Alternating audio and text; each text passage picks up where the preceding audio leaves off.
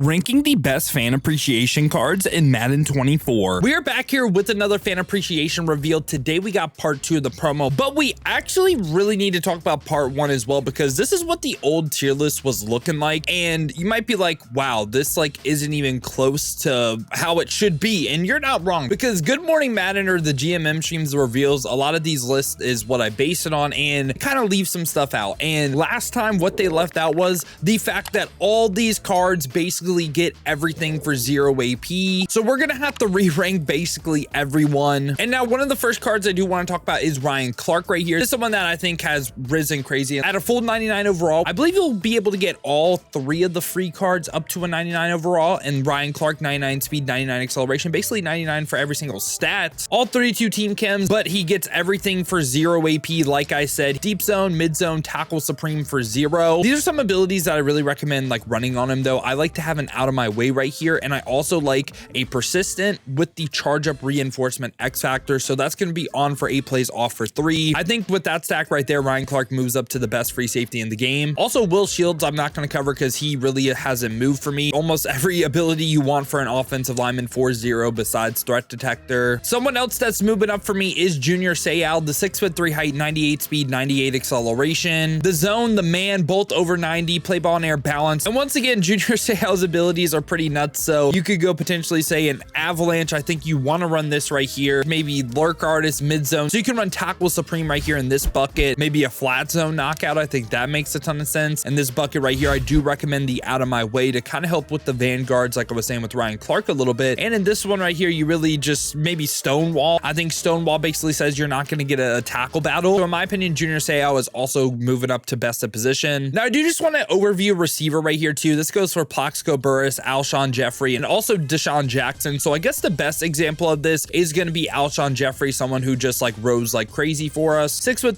218, so does get that quick juke. And again, gets basically everything you want for 0 AP ability wise. I would probably go like a matchup nightmare, a mid in, mid out. You could go route tech, you could go the evasive. I would say the one thing this card is lacking is the built on X factor, and that goes for Deshaun Jackson and Plaxico Burress as well. So Alshon Jeffrey is now just on the same level as the receivers. They all pretty much get the same exact abilities. Arian Foster is very similar to Jamal Charles from the Crucible promo. Again, all 0 AP abilities, and like the receivers, just missing that baked on X factor like an angry runs. I think he does have an argument for best of position. I'm going to keep him right here though, because I think the guys with built on X factors are better. And really the same thing goes with Warren Sapp as well. I think the defensive linemen like Klecko and John Randall are better because they get the unstoppable force or Colossus baked on. Now we need to talk about the corners, and the same thing holds true for Night Train Lane and also Ty Law. And this is one that I really struggle with where these guys are at, because the stats all look amazing. Now ability wise does get the charge up X factor this time. You can get like a stonewall if you want it. You can go potentially say like flat zone knockout, deep route knockout, medium route knockout. You could go deep out zone KO. You could go the mid zone knockout. You could go potentially the out of my way. Give him man and zone KOs and make him really effective like that, but he cannot get secure tackler, so he can't tackle. And for me, Night Train and also Ty Law, I have them right by each other because to me they have the same issue. And in my opinion, it's like, if you can't tackle, you can't play in this game, man. I don't care how many KOs you get. You have so many cards that get basically every KO you need from the outside corner. I think these cards can be argued great cards, but I just, again, like, you can't tackle, you can't play for me. So yeah, that's why they're more good for me than great. Julius Thomas is another card that just rose crazy for me because he got the jukebox for 0, and he's base 99 speed, also does get the route tech, and you can run like deep elite, mid out, short in, or like you can run tank, a tight end apprentice.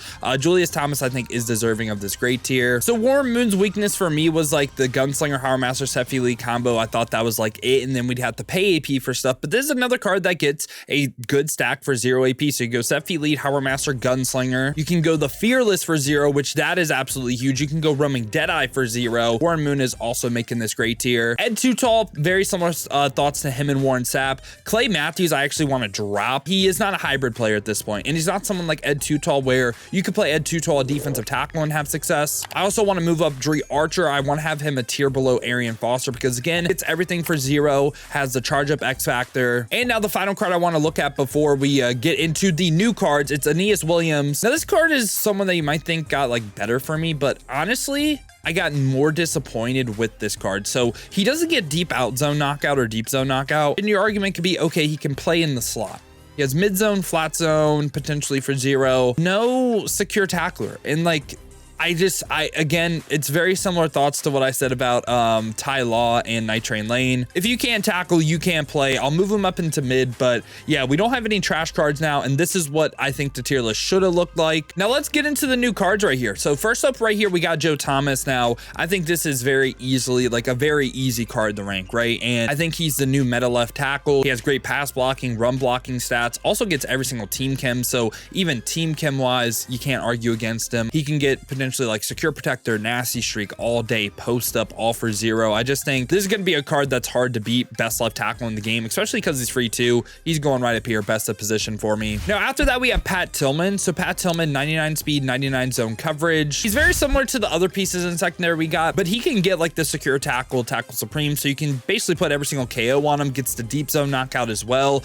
Is he the best strong safety in the game? I like Ryan Neal more. So that is why he is just going in this great tier. Like, he's one of the best safeties in the game for sure. I just prefer Ryan Neal with let's say that universal coverage, or again, like he gets everything as well. So it's like, maybe you can argue best of position. I don't hate that. Again, I just think Ryan Neal is a better card. And now we have Troy Vincent right here. So Troy Vincent, he is 98 speed, 99 acceleration. Dolphins, great by the way. But the thing on this card is one of his 3 discounted buckets that they said on stream, he gets secure tackler. So it's basically like Ty Law and Night Train Lane abilities, but with secure tackler. Does that make Troy Vincent the best core? I don't think it makes him best of position either, because we got all the bottlenecks, we got universal coverages. I could maybe see him best of position, but again, like I think the universal, being able to play man, play zone, I could see either which way, but he would probably be CB 4 or 5 for me, which that's not the best 3 I could put on the field.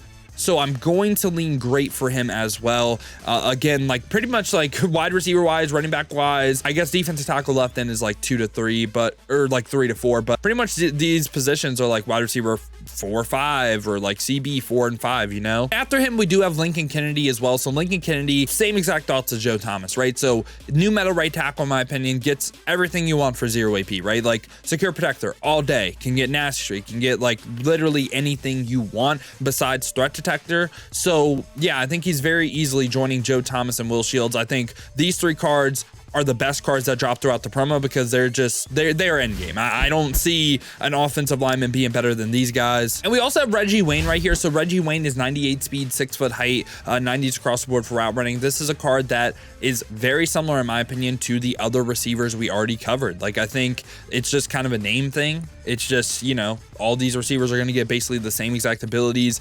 Their only weaknesses, in my opinion, again, not getting like the baked on double me, rack them up, or max security to insta beat that bottleneck press, but they are really good from a stat standpoint, good abilities as well. And we also get Alex Smith. This was kind of, I don't want to say like a shock, but it's like, oh wow, Alex Smith got a card. I mean, okay, I'm not like mad at it. Okay, we'll take new cards at this point, you know. He has 92 speed, 99 throw power, 90s cross board for accuracy. Very curious to know what his release is. That's the one thing we don't know today, is release. But I think no matter what, I think he's right by Warren Moon, because again, he basically gets the same exact ability stack as Warren Moon. So yeah, he's going to be right up in this great tier for me. Now, the final card we got right here is Jared Allen. Now, Jared Allen, 96 speed, 99 power moves, 92 finesse moves. He had like edge elite, can get inside stuff, can get secure tackler, all that stuff, 0 AP, right? And I think Jared Allen, on the flip side, is very similar to, say, Ed Too Tall Jones. So I'm also going to put him right here. Now, I would say I'd likely play Jared Allen, Ed Too Tall, both the defensive tackle, or depending if you're running like a 3-down lineman set, like it just depends on the defense, because I like my outside rushers, like a lot of times saying like a 6-1 style of defense, or even 6-1 defensive ends, big nickel over G, nickel normal defensive ends. I like them to occasionally be able to drop into zone, help the coverage a little bit, be able to send 3, you know what I'm saying? So if you're running that style of defense, play them at DT in my opinion, but if you're in like dollar or something, you can play them at defensive, what's called end as well. And I think they'll be successful. And this is my final thoughts on the fan appreciation promo. Again, you might disagree where I have Ty Law and Night Train Lane. It's just me personally, if you can't tackle, you can't play. I want secure tackler everywhere on the field. I don't already want to make the run game that is as good as it is with Vanguard even better. Like, I'm going to get Tyler, Night Train Lane in position. I just know Perry's going to run through him, or the yak him up on Marvin Harrison Jr. They're not going to be able to tackle him, right? So that's why I'm lower on them. But again, I still think they're good cards. I think they have arguments for great. If you have Troy Vincent best of position, I would have these two cards great. Okay, that's what I'll say. And yeah, boys, hope y'all did enjoy the video though, man. If you did, make sure to leave a like and subscribe for more Madden 24 Ultimate Team content just like this. Now, if you guys do want to go ahead and see me use some of these new fan appreciation cards live, we're going to be getting Ryan Clark up to a 99, and I believe we'll get Joe Thomas up today as well. So if you guys do want to see that, probably streaming as you're watching this. But if I'm not, I usually stream here every single day on YouTube and Twitch, 2 p.m. 6 p.m. Eastern. To watch on the YouTube side of things, make sure to leave a like, subscribe, hit that noti bell as well. You'll be notified every time I upload or go live here. Or if you want to watch on the Twitch, check the links in the description, hit that Twitch with a follow. But if you guys do want another video to watch, check out this one right here.